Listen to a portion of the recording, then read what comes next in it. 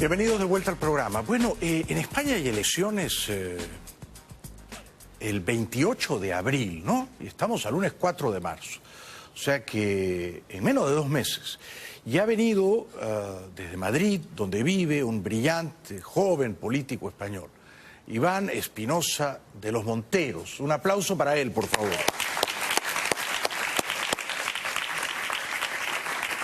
Bienvenido, gracias por estar aquí, Iván. Muchas gracias, Jaime, por tenerme en tu programa. Me hace una especial ilusión. Lo mismo digo, lo mismo digo. Bueno, antes de hablar de tu país y de las elecciones, ¿te ha sorprendido que Guaidó pudiera entrar sin grandes escollos hoy a Caracas? Bueno, yo creo que el análisis que has hecho es muy acertado, ¿no? Guaidó ha podido entrar en Caracas sin dificultades o sin dificultades aparentes. Primero porque ha hecho un itinerario bastante inteligente y bastante sorprendente. Ha venido por Panamá. Yo creo que el régimen venezolano no se lo esperaba.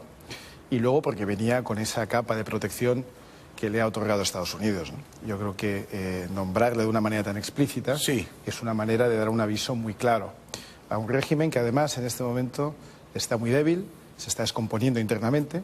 Y por reuniones que yo he tenido en Washington esta semana con gente de alto nivel, del departamento, bueno, de la Casa Blanca, vamos a decir, de ese entorno, pues se sabe que es un régimen que está no solo en descomposición, sino además es un régimen, está en un momento de sálvese quien pueda, ¿no? Sí. Mucha gente del entorno de Maduro, no solo del estamento militar, también de la administración civil, está intentando salir de ahí, salir con su familia, resguardarse en un país occidental, pero están bajo una especial vigilancia del sistema de inteligencia cubano que está incrustado en Venezuela, ¿no? Y en esas reuniones que acabas de sostener en Washington, sin mencionar nombres ni fuentes, por supuesto, pero ¿qué te decían tus amigos poderosos allá? ¿Cuál es el escenario más probable que ellos visualizan para derrotar a Maduro? Lo primero es que es muy importante lo que acabas de decir, que es que ellos visualizan derrotar a Maduro. Esto es algo que parece muy evidente, pero que no lo ha sido siempre. Y se lo han propuesto. Y se lo han propusto. No todas las administraciones americanas lo han hecho, y por cierto, no todas las administraciones de otros países del mundo lo han hecho tampoco. A mí me duele mucho ver en qué posición España ha colocado a su embajador, que al fin y al cabo no es más que un técnico, es una persona que ejecuta las órdenes que le dan desde el Ministerio de Asuntos Exteriores español. ¿Por qué te duele? ¿Qué errores han cometido? Me duele porque España debería ser un país que estuviera liderando la defensa de la libertad en Iberoamérica. España es un país cuyos vínculos con Hispanoamérica no hace falta explicar. España es un país que vincula a Europa, que es una gran potencia, con Hispanoamérica. Deberíamos ser quienes estuviéramos liderando este proceso, por supuesto junto con Estados Unidos, puesto que también el continente americano tiene una gran importancia. Pero ni siquiera en Europa ha ocurrido tal liderazgo español respecto de la crisis venezolana. Me parece a mí que Alemania ha tomado la bandera, ¿no? Pues lamentablemente eso es lo que realmente me da mucha pena, y yo desde luego no quiero hablar mal de España, sobre todo cuando estoy fuera de España.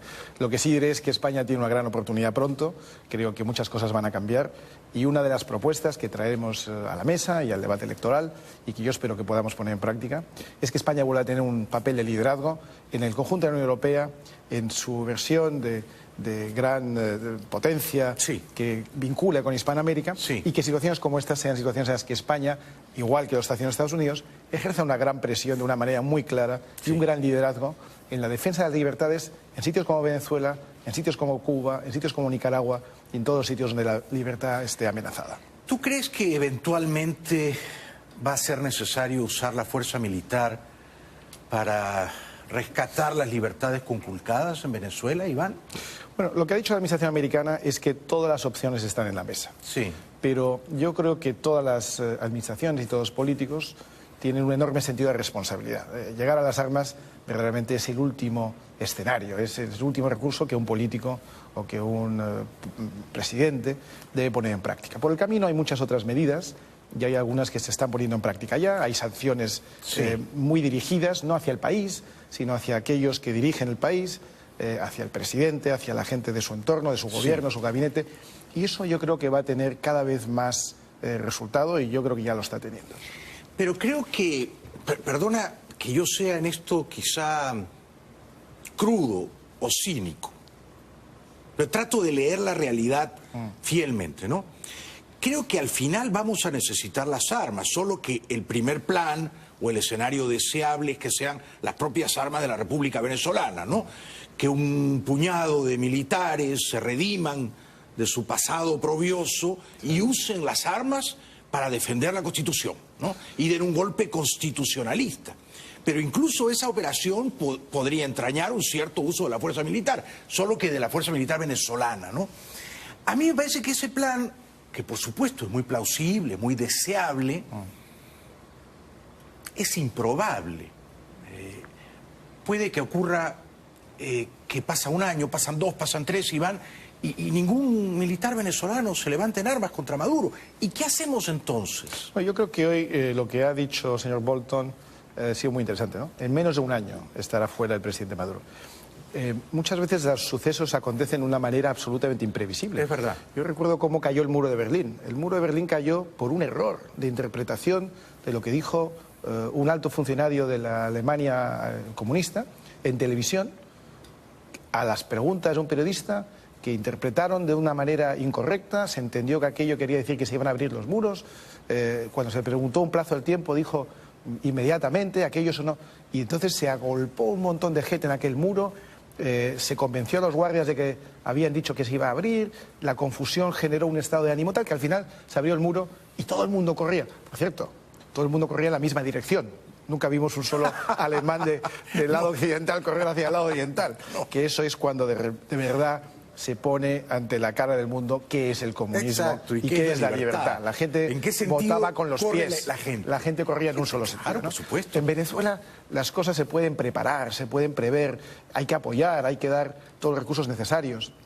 Pero a veces las cosas suceden de una manera completamente inesperada. Tienes toda la razón, tienes toda la razón. Es decir, que mañana podría caer Maduro. Mañana podría caer días. Maduro Sí. De muchas maneras, Sí, y sí, algunas sí. de ellas imprevisibles. Sí. Si al final no cae Maduro por ninguna de las circunstancias que hoy podemos prever y las que no podemos prever, si de aquí a un año no ha caído, yo sí tengo la absoluta confianza, no voy a decir certeza, pero la confianza de que al final, si tiene que ser por el uso de las armas, si tiene que ser con el apoyo de Estados Unidos, si tiene que ser de una manera no deseable, porque Sí. no es deseable, Sí. será.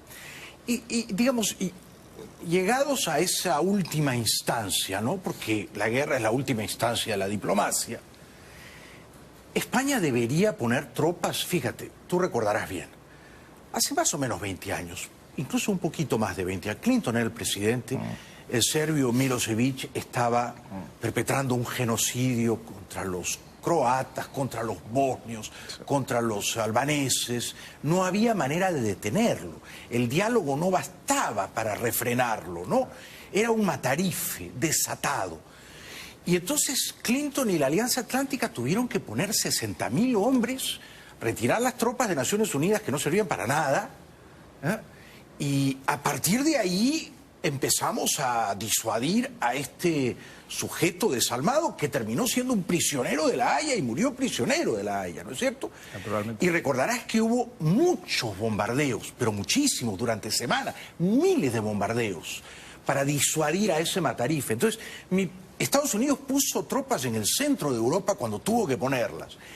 España o los países poderosos de la Europa libre ¿deberían cooperar con tropas si llegamos a ese extremo? Yo creo que sí. Yo creo que es desafortunado que estemos siempre en manos de un país como Estados Unidos que sea el que tenga que finalmente poner esas tropas. Europa se ha liberado al menos una vez en la Segunda Guerra Mundial solo gracias a los americanos. En el caso de la guerra de la antigua Yugoslavia, solo cuando los americanos tomaron esa iniciativa. Y cuando no se toma, suceden otras cosas que estamos viendo ahora en el caso de Ucrania, por ejemplo, donde los Estados Unidos han decidido no intervenir. Sabemos que la política del actual presidente pues, es no intervencionista, así como el señor Obama ganó el Premio Nobel de la Paz y disparó algo así como 800 misiles durante su época. El señor Trump, que teóricamente es un enorme sediento de sangre, realmente no está disparando misiles, está evitando intervención en muchos sitios y solo en casos realmente muy dramáticos. El caso de Milosevic era muy claro, pero lo que te digo es muchas veces otros países no toman esa iniciativa, se le deja a Estados Unidos. Hemos permitido en Europa que hubiera una guerra en nuestra trastienda y tuvo que venir Estados Unidos a liderar aquella situación. Exactamente. Yo sí creo que España tiene una enorme responsabilidad con la libertad, España tiene una enorme responsabilidad con la hispanidad, que es una cosa de la que se habla poco y que yo creo que tenemos que promover y promulgar porque es algo que nos une, y es algo que verdaderamente es maravilloso, ¿no? Y la hispanidad, entre otros valores, trae los valores de la libertad. Y aunque nosotros creemos mucho en la soberanía de las naciones y en la no intervención, es verdad que cuando se produce una situación como la que estás mencionando, Jaime, en la que hay un auténtico opresor que está acabando con su pueblo. El venezolano medio ha perdido 20 libras, 10 kilos de peso, ¿no? Exacto. Eso es realmente un síntoma de que hay una opresión, sí, de que está actuando contra su propio pueblo, sí, ¿no? sí. Si se le dan infinitas oportunidades, si se le dan y se ponen en práctica los mecanismos necesarios para que voluntariamente o menos voluntariamente vaya saliendo. Si los propios venezolanos no tienen capacidad de hacerlo, llegará un punto que yo creo que sí, que habrá que tomar la última medida, si se llega ahí, que yo no lo deseo, y yo creo que si se produce eso, sí, España sí debería tener una posición. Sí, qué interesante, saludo, aplaudo tu posición. No pocos juristas importantes dicen que el escenario venezolano configura ya un caso de genocidio, porque es una dictadura que está matando de hambre y por falta de atención médica a su pueblo. Bueno, es que está muriendo gente, ¿no? Claro. Algunos mueren por bala, pero otros mueren por falta de alimentos o por falta de medicamentos, y medicamentos básicos, medicamentos que se tienen en todos los países, que había en Venezuela hasta hace 10 o 15 años. Sí. Y eso, claro, que puede constituir una interpretación de que es un genocidio. Y el genocidio, entonces, me parece a mí, porque he leído a estos juristas que postulan el caso de que cuando ocurre un genocidio, los estados tienen la responsabilidad de proteger al pueblo que está siendo masacrado, ¿no? Naturalmente. Es el único caso en el que yo creo que alguien que cree en la soberanía de las naciones puede defender que se intervenga una nación. Exacto, ¿no? Cuando se actúa contra su propio pueblo, cuando se están conculcando derechos humanos básicos, como el propio derecho a la vida, el propio derecho a la subsistencia, cuando esos derechos civiles se están conculcando, yo creo que sí que hay motivo para que, no un país u otro, sino que una alianza de países de los que defienden la libertad, y yo sí creo que España debería estar entre esos países, de una manera sensata, de una manera prudente, de una manera selectiva, si hace falta y si no han funcionado las demás medidas, acaben teniendo una intervención. Tenemos que ir a un primer corte publicitario. Estoy encantado de conocerte. Después de la pausa te voy a preguntar qué opinas del gobierno de Sánchez y sobre todo por qué crees que hay que votar por Vox el próximo 28 de abril. Un aplauso para Iván Espinosa, por favor. Gracias, Iván. Extraordinario, buenísimo, buenísimo. Muy bueno, muy bueno. Bienvenidos de vuelta al programa. Nos visita esta noche un joven y muy brillante político español del partido Vox, Iván Espinosa de los Monteros. Iván Espinosa. Querido Iván, hay elecciones en España el 28 de abril. Los aliados independentistas de Sánchez lo han dejado solo y él se ha visto obligado a convocar a estas elecciones desde una posición precaria, ¿no? ¿Qué balance haces del gobierno de Sánchez? Bueno, ha sido un gobierno lamentable para España, ¿no? Ha sido una alianza de lo peor que puede ofrecer a España. España es una gran nación. España es un país que yo recomiendo mucho visitar. Es el país más visitado del mundo después de Francia, por delante incluso de Estados Unidos. Fíjate que solo tenemos unos 46 millones de habitantes y tenemos 85 millones de turistas o de visitantes al año. España tiene más visitantes al año que más Estados Unidos. Visitantes que Estados Unidos. Es una cosa realmente muy notable. Y un gran porcentaje de los que nos visitan repiten, son gente que ya ha venido antes y vuelve. Por tanto, España es un país lleno de virtudes y yo de verdad recomiendo a todos que lo visiten. Me ha encantado ese preámbulo. España a veces también pues tiene algunas cosas que no nos gustan tanto y por eso hemos tomado una iniciativa de política, ¿no? Y las dos cosas que más amenazan a España son una izquierda cada vez más radical y un separatismo o nacionalismo también cada vez más radical. Fíjate, Jaime, que siendo las dos cosas muy graves, es también gravísimo la falta de respuesta del otro lado. La falta de respuesta ante la izquierda radical, de los que no somos de izquierda, la falta de respuesta ante el nacionalismo separatista de los que no somos separatistas y nacionalistas.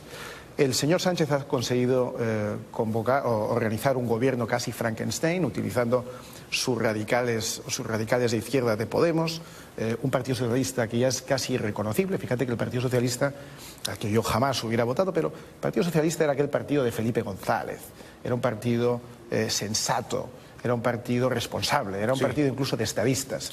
Insisto, yo jamás les hubiera votado y siempre he estado en contra o enfrente, pero era un partido que España necesitaba en el centro izquierda. Bueno, pues se ha convertido en un partido completamente distinto, prácticamente irreconocible, incluso para el señor González y muchos de su época.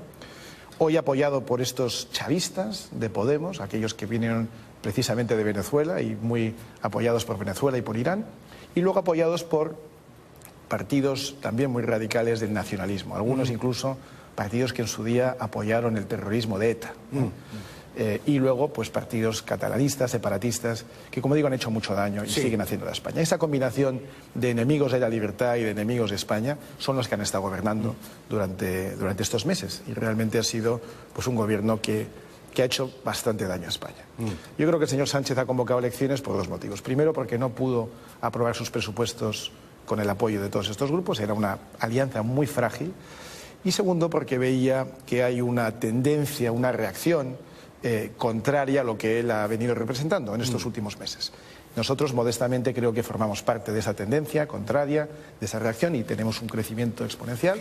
Y probablemente si hubiera esperado unos meses más, nuestra presencia hubiera sido aún más espectacular de lo que yo creo que va a ser. Sin embargo, Iván, el primer partido político en todas las encuestas, digo yo, las más fiables, sigue siendo el Partido Socialista.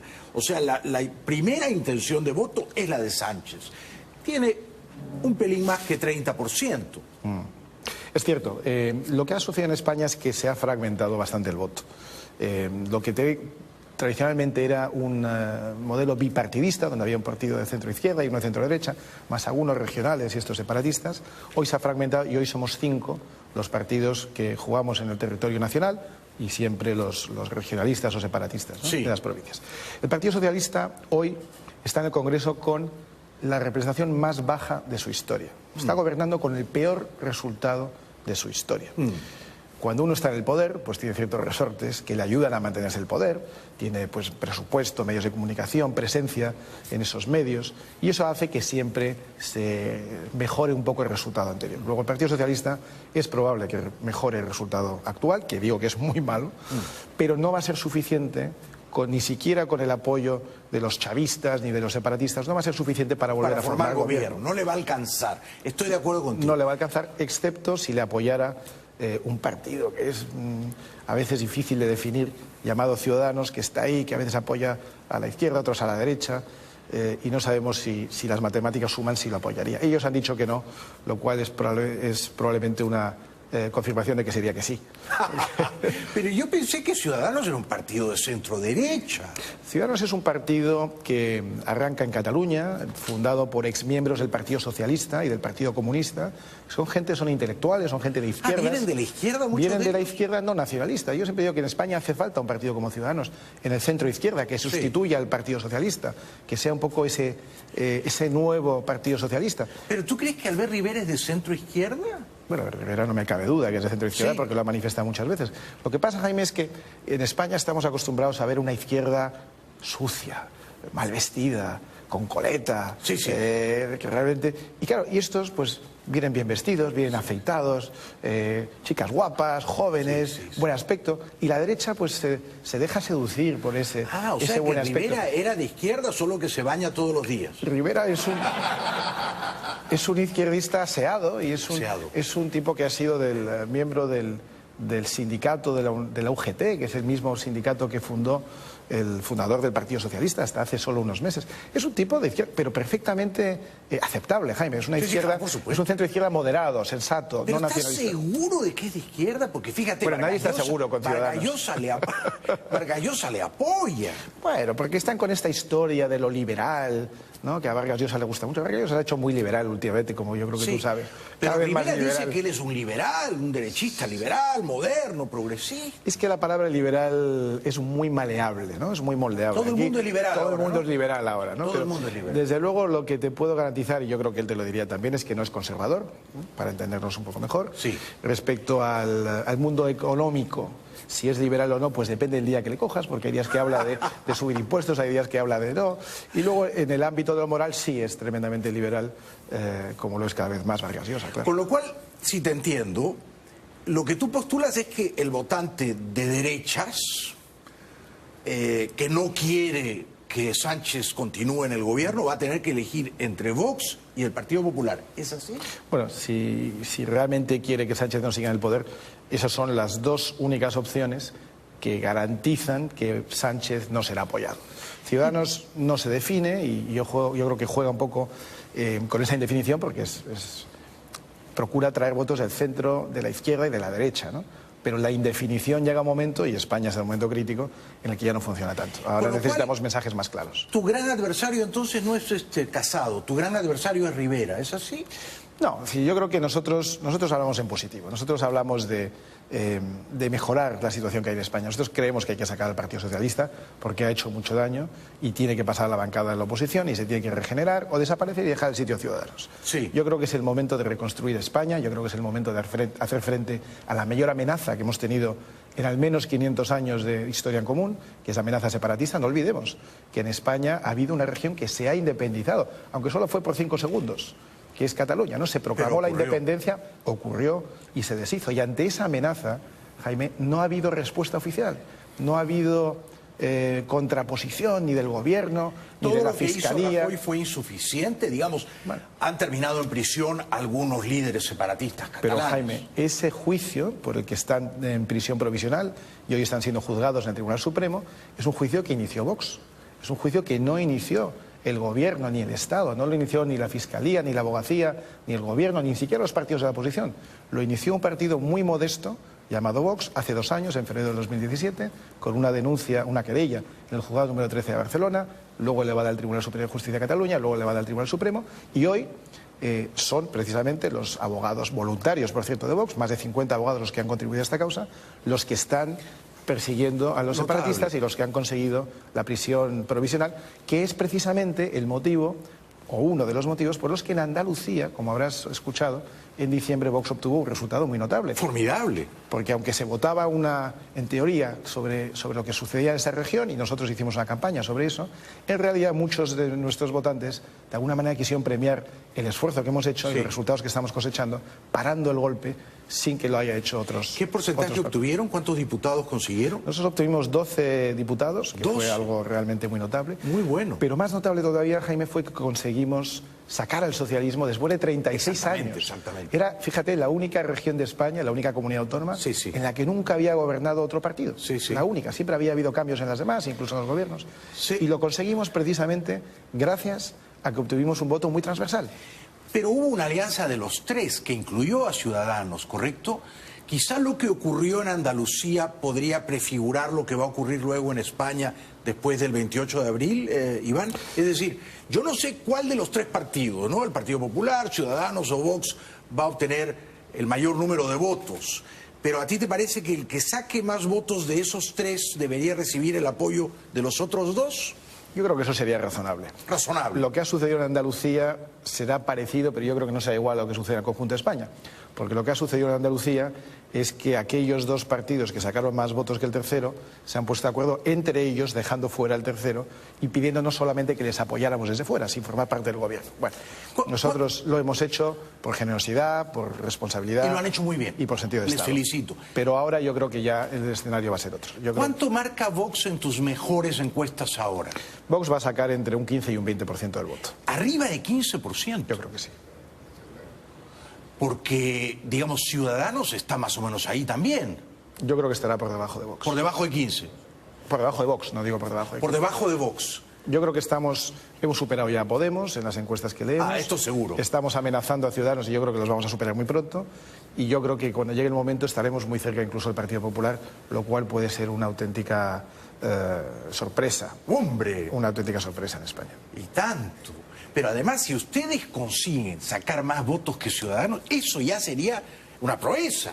Sería una proeza claro. porque, de nuevo, Jaime, nosotros, y lo digo con la máxima modestia, nosotros somos los últimos que hemos llegado, somos los más pequeños, somos los que menos recursos tenemos, hacemos las campañas con una fracción del dinero que hacen los demás, no tiramos de recursos públicos o del dinero que nos dan nuestros afiliados y simpatizantes. Pero a cambio tenemos una cosa muy potente, que es convicciones muy claras. Tenemos las ideas claras, las defendemos, y no todo el mundo está de acuerdo con todas nuestras ideas y lo entendemos. Pero nosotros somos muy claros, no engañamos a nadie, lo que decimos lo creemos y lo que creemos lo decimos. Y lo hemos demostrado en este breve lapso de tiempo en el que hemos podido tener algo de exposición mediática, que es muy poca, ¿eh? En España nos dan muy poquitos sitios. Ya vendrá más. Pero ya vendrá más. Estupendo, estupendo. ¿Te puedes quedar unos minutos más? Claro que sí, encantado. Yo generalmente aquí termino la entrevista, pero estoy encantado de conversar contigo, así que... Pero yo, antes de despedirme, te traigo un mensaje del presidente Trump. Porque hemos estado después de la pausa. En Washington y te lo quiero decir después de la pausa. Después de la pausa. Regresamos con Iván Espinosa de los Monteros. que me trae un mensaje del presidente Trump. ¿Qué será ese mensaje? Ya volvemos. Un aplauso para él. Bueno, Iván Espinosa nos visita esta noche, es español, es del partido Vox y es un joven y brillante político español, como habrán notado ya. Me decías que has estado en Washington y que traías un mensaje del presidente Trump. Yo vi a Trump muy brevemente y me dijo, Iván, sé que vas a ver a Jaime. y yo apoyo todo lo que dice Jaime y tenemos la misma visión de Venezuela. Y entonces tengo un regalo para ti. Entonces me dio una gorra. Me dio una gorra que quiero que se vea. Que es Make Maduro a bus driver again. ¡Qué buena gorra! Me la tengo que poner, me la tengo que poner.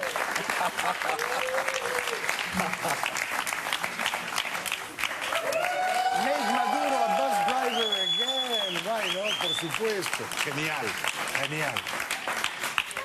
Pero esto está increíble y te la dio Trump, por Me la dio supuesto, Trump, sí. fue muy breve, pero me dio específicamente el mensaje de que te la di a ti, sabía que venía aquí, te sigue por las noches con traducción simultánea y le encanta tu programa. Saludo tu humor irreverente, me ha sorprendido, gracias. Genial. Ahora bien, ¿cómo ven ustedes a Trump desde Vox? ¿Cómo lo ven? ¿Lo ven con simpatía? Mira, hemos estado esta semana en Washington, ya más en serio, en la, sí, claro. en la feria de los conservadores, y hemos estado escuchando al presidente Trump, hemos estado escuchando a mucha gente de la administración americana de la Casa Blanca, muchas asociaciones, muchos lobbies, y la verdad es que te das cuenta que a nosotros en España nos dicen que somos muy de derechas, pero comparado con lo que hemos escuchado en Washington estos días, creo que somos unos tibios socialdemócratas, realmente. O sea, somos casi unos zurdos, como se dice aquí, ¿no? Unos zurdos. En comparación con lo que estamos escuchando. Pero sí es verdad que más allá de las formas, que yo creo que a mucha gente le producen un cierto rechazo, hay algunas cosas que están pasando en este país sí. que están funcionando bien. La economía está creciendo. El paro entre los afroamericanos y los hispanoamericanos está en los mínimos. Sí. Se ha repatriado muchos fondos con la bajada de impuestos. Sí. Ha desmontado una gran cantidad de legislación. Por cada ley nueva que ha promulgado, pues parece que ha eliminado unas 8. Yo creo que la desregulación es un gran reto que tenemos las democracias occidentales, porque cuando tienes muchos diputados y legisladores a los que les pagas por hacer leyes, ¿sabes lo que hacen? Leyes, ¿no? Y están todo el día haciendo leyes y complicando la vida de las personas. Yo creo que aquí se ha conseguido. O sea que no es Trump la bestia negra para ustedes, ¿no? Bueno, en Europa sin duda. En Europa decir Trump es decir bestia negra sin duda.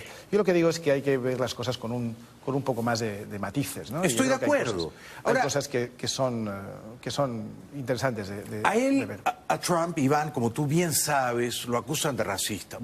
Muchos de mis buenos amigos dicen, Jorge Ramos, por ejemplo, que es un gran periodista, y ha estado aquí y me ha dicho, Trump es un racista. Yo le digo, pero bueno, estar en contra de la inmigración ilegal te convierte automáticamente en un racista, porque la señora Merkel entonces sería racista. La señora Merkel dijo que vengan todos y luego dijo ya no caben más, ¿no? Y nos los mandaba a España, por cierto, los que sobraban, claro, nos los mandaba a España. Yo creo que las naciones tienen derecho a guardar sus fronteras. Pero eso no es una cosa del señor Trump. El primero que empezó a levantar un muro fue el señor Clinton. Y la señora Clinton también prometió hacer un muro. Y el señor Obama levantó más kilómetros de muro que nadie. Y eso es normal. Las naciones tienen derecho a guardar sus fronteras y a decidir quiénes son los que entran en su país, quiénes, cuántos, cómo. Yo creo que en España tenemos que hacer también ese esfuerzo de entender que nuestras fronteras están para defenderlas. En España tenemos una cierta necesidad de inmigración, porque no tenemos, por desgracia, una natalidad capaz de proveer el número de personas que necesitan nuestra economía. Pero nosotros lo que decimos es, oiga, no todos los inmigrantes son iguales. Para nosotros pues son mucho más cercanos y mucho más deseables los inmigrantes hispanoamericanos de nuestros países hermanos. Claro. Que la señora Merkel nos diga que tenemos que aceptar a no sé cuántos cientos de miles de otros países de que Siria, no tienen nada de que ver con Afganistán, nosotros, de Irak, y que además no se integran bien, claro, y traen muchos problemas, ¿no? Incluso desde el punto de vista de la solidaridad, porque España es un país solidario, pues también tenemos que aceptar no solo inmigrantes, sino también tenemos que aceptar refugiados. Pero de nuevo, si tengo que aceptar un número de refugiados, pues para mí los refugiados probablemente son los venezolanos, claro, los cubanos, los nicaragüenses, que están oprimidos también en sus países, y no tanto otros refugiados que cuando llegan a Europa han pasado por 6 países mucho más parecidos al suyo, donde también pueden ser acogidos. Estoy cuando completamente uno ve la ruta desde donde llegan para llegar a Europa, oiga, ¿y no se le ocurrió a usted parar por el camino en esos 6 países que ha conocido por el camino y que también le podrían haber acogido? Todo esto que tú dices es de elemental sentido común. Ahora, ¿por qué les acusan a ustedes en Vox de ser racistas, xenofóbicos? que odian, que son odiadores contra los inmigrantes. ¿Por qué? Nosotros no tenemos odio por nadie, ni por los inmigrantes ni por nadie. Nosotros lo que decimos es exactamente lo que he dicho, que es la nación la que tiene derecho a decidir cuántos inmigrantes entran. Y no las mafias, porque en España hay mafias que te traen inmigrantes en un barco, cuando salen de la costa libia con el barco, llaman a esas ONGs, muchas financiadas por gente que nos tiene muy poco cariño, que mandan una patrulla, recogen a esos y te los traen al puerto y tú los aceptas porque la mafia ha decidido que este día entran 300 o 3.000. Y yo creo que ese no puede ser el camino. Las mafias además generan muchas muertes, Jaime. Más de la mitad de los subsaharianos que llegan a España o que lo intentan mueren por el camino. Claro, porque claro. Es un viaje durísimo. Sí, sí. Y cuando llegas a la costa tienes mucho riesgo al cruzar el mar. Creo, por cierto, es un viaje también muy caro. Las mafias están cobrando miles de euros a cada individuo que llega ahí. Y dirás, bueno, pero ¿cómo una gente tan pobre puede pagarse ese viaje? Pues no puede. Lo que sucede es que acaban endeudados con esas mafias, que luego tienen un negocio financiero de cobro de intereses a los propios inmigrantes, que por cierto llegan a un país donde a lo mejor no estamos preparados en ese momento para darles un trabajo o alguna función. Y si ustedes llegaran al poder, si Vox llegara al gobierno, ¿deportarían a los ilegales, a los indocumentados? Nosotros pondríamos en práctica la ley, Jaime. La ley es la que es y es la que tiene que ser. Hay que mandar un mensaje muy claro para evitar el efecto llamada. Si tú, como ha hecho el presidente Sánchez lamentablemente, has dicho que les recogerás con brazos abiertos a todos que llegan, generas una avalancha de gente que viene escuchando la llamada de tu presidente. La alcaldesa de Madrid puso un cartel enorme en la fachada del ayuntamiento que decía literalmente "Refugees welcome", ¿no? Esas cosas llegan. Por supuesto. Tú estás generando un efecto llamada a gente que se va a jugar la vida en ese viaje, que cuando llegue no sabe si le vas a poder acoger, que probablemente no tenga digamos, los atributos o los conocimientos o la preparación o las condiciones para que cuando lleguen puedan tener un trabajo y puedan tener una vida digna. Y eso no tiene ningún sentido. Luego sí, nosotros proponemos que todo el que entre de manera ilegal en nuestro país se le aplique la ley, que en España se llama Ley de Extranjería, y se le expulse. Y luego que intenten hacer el proceso de inmigración legalmente, porque ¿sabes qué pasa, Jaime? Que es tremendamente injusto para los inmigrantes que han hecho la cola. Comprendo. En España hay muchos inmigrantes, por cierto, muchos hispanoamericanos, que se han integrado muy bien, que han seguido el procedimiento. Y el procedimiento no es fácil, yo sé que no es fácil, pero se hace. Y hay gente que viene por el procedimiento correcto. Y una vez que están dentro, ya están integrados, ya están sometidos a la misma legislación que España, y no tiene sentido que a estas personas que han hecho la cola, cuando miren a la derecha resulta que haya otros que se han saltado literalmente la cola. Algunos han saltado la valla, otros han venido por otros métodos, y se les den más ayudas y se les dé un mejor acogimiento que aquellos que lo han hecho de manera legal. Eso no tiene sentido. Y me ha gustado mucho lo que has dicho, es decir, si España va a acoger a un número de refugiados, lo que ya demanda que el estado de bienestar subvencione eso, porque todo cuesta, que sean nicaragüenses, que sean venezolanos, que sean cubanos, ¿no? Esos son nuestros refugiados. Pero claro. Y vuelvo a la hispanidad, Jaime. Para nosotros la hispanidad es muy importante. Esos nexos de unión son muy importantes entre nosotros. Y la demostración de que eso funciona es que en España hay ecuatorianos, colombianos, venezolanos, cubanos, hay de todas partes. Sí. Y se integran muy bien. No es solo porque traen el mismo idioma, es que traen la misma visión de la vida. Es que entienden cosas básicas que otros inmigrantes no entienden. La separación de Iglesia-Estado, el sometimiento a la ley civil, la igualdad entre hombres y mujeres, que no se puede apedrear a uno por sus opciones sexuales. Hay cosas que si no te gusta comer una cierta comida, no la comes tú, pero no impides que el resto de las personas coman esa comida en el colegio de tus hijos. Que a las 10 de la noche una mujer sí puede circular sola por la calle. Cosas que parecen obvias. Ya que has mencionado el tema de las opciones sexuales, que es un tema muy sensible al votante libertario, ¿no? Es decir, yo soy el dueño de mi cuerpo, soy el dueño de mi mente, no quiero que el Estado sea mi nodriza y déjenme a mí hacer con mi cuerpo y mi mente lo que yo quiera, aun si decido hacerles daño. Bueno, dicho eso, ¿ustedes son homofóbicos? No, nosotros no somos homofóbicos. Nosotros pensamos que el Estado no se tiene que meter en la cama de las personas, que la gente tiene que poder hacer lo que quiera sin que haga daño a los demás, por supuesto. Desde luego. Y por cierto, siempre que sea de manera consentida entre adultos, porque ahora empieza a haber una cierta fuerza de gente que está intentando despenalizar las relaciones sexuales con menores. Que eso es una cosa que nosotros siempre estaremos en contra. Pero eso es una cosa abominable. Pero está pasando. Tiene que ser entre adultos. Esto ya está pasando, es decir, ya se está intentando despenalizar. Pero entre adultos, el Estado no es nadie. Los políticos no se tienen que meter en la cama de nadie. No se tienen que poner a opinar si les parece bien, si les parece mal. La gente tiene que ser libre. O sea, ustedes no proscribirían el matrimonio entre dos personas de un mismo género. Bueno, vamos a ver, el matrimonio es otra cosa. El matrimonio es la unión entre un hombre y una mujer. Otra cosa es que otras personas decidan de una manera comprometida juntar sus vidas y quieran obtener del Estado pues las mismas garantías, las mismas ventajas, las mismas responsabilidades también que se obtiene cuando se entra en un matrimonio. Eso nosotros lo llamaríamos una unión civil. Pero, por cierto, no lo limitaríamos solo a personas que tienen sexo. Es más, el Estado no tiene por qué saber si esas personas tienen sexo. Te pongo un ejemplo. Sí. 3 amigos divorciados que comparten un piso. Sí. ¿Por qué no pueden tener una unión civil en la que se apoye mutuamente, en la que cuando uno caiga enfermo el otro tenga derechos de visita, en la que la pensión de uno pueda beneficiar al otro, en la que pueda hacer una declaración conjunta de impuestos? Es decir, lo que no queremos tampoco es dar derechos de exclusividad. El matrimonio es lo que es. Usted quiere que 2 personas o más del sexo que sea puedan formar una unión civil con ventajas parecidas, porque tienen un compromiso vital, porque viven juntos o porque tienen pues yo creo que eso tiene que estar regulado y tiene que ofrecerse a todo el mundo. Comprendo, claro que sí. comprendo. Bueno, ha sido muy enriquecedora, es muy estimulante conocerte, conversar contigo, escuchar el brillo intelectual y al mismo tiempo el sosiego espiritual, esa mezcla de decir cosas inteligentes y decirlas tranquilamente, sin insultar a nadie, porque dicen que ustedes los de Vox son tiratiros, petardistas. No me ha parecido. En principio no. No, En principio no. al contrario. He estado encantado de conocerte, querido Iván Espinosa. Cuenta siempre con mi amistad y mi gratitud. Y la mía contigo. Muchísimas Dale gracias. saludos a Trump, dile que le voy a mandar un regalo pronto. Le daré. Un aplauso para Iván, por favor. Gracias.